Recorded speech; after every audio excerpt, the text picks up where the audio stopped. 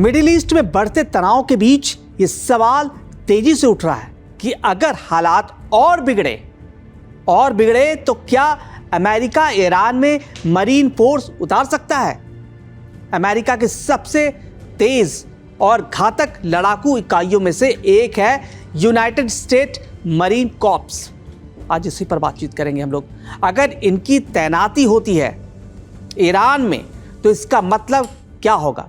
इसका मतलब सीधे सीधे सैन्य ऑपरेशन होगा, जमीन पर सैन्य ऑपरेशन जो वेनेजुएला में हुआ था।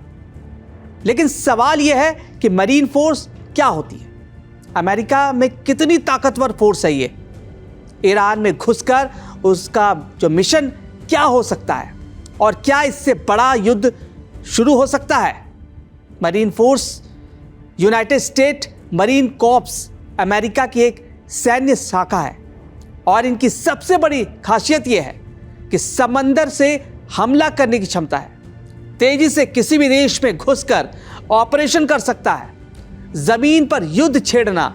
इन्हें अक्सर एक्सपीडिशनरी फोर्स तक कहा जाता है, यानी ऐसी सेना जो दुनिया के किसी भी हिस्से में जल्दी तैनात हो सकती है।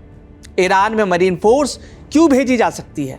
अगर अमेरिका मरीन फोर्स भेजता है तो उसके पीछे कई संभावित उद्देश्य हो सकते हैं। ईरान के मिसाइल बेस या सैन्य ठिकाने को नष्ट करना, बंदूकों को छुड़ाना, अगर किसी जगह अमेरिकी नागरिक या सैनिक फंसे हैं तो उन्हें छुड़ाना, वहां की सत्ता को उखाड़ फेंकना, उन्हें गिरफ्तार करना, खुफिया ऑपरेशन चलाना, गुप्त सैन्य ठिकाने या हथियारों की जानकारी हासिल करना, रणनीतिक इलाकों पर कब्जा करना जैसे बंदरगाह हो या तेल टर्मिनल हो। मरीन फोर्स कैसे हमला करती है?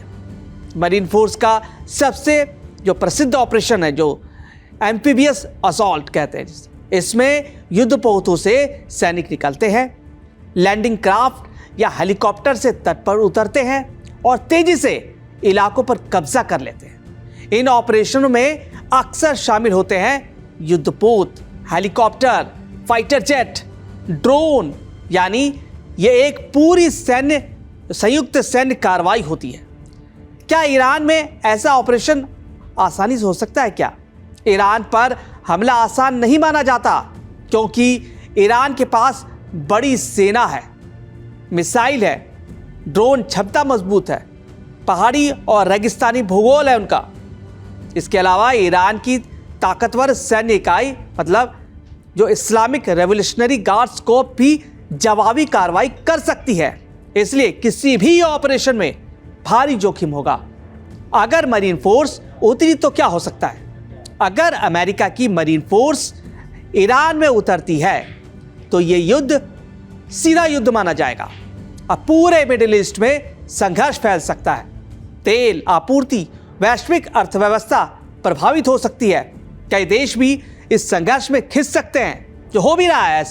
ऐसा हो भी रहा है। मरीन फोर्स दुनिया की सबसे ताकतवर और तेज सैन्य इकाइयों में से एक है, लेकिन ईरान जैसे बड़े और मजबूत देश में ऑपरेशन करना बेहद जटिल और जोखिम भरा होगा। इसलिए फिलहाल इस सवाल बना हुआ है कि क्या ये सिर्फ रणनीतिक दबाव का हिस्सा है या वाकई कोई बड़ा सैन्य कदम उठाया जा सकता है?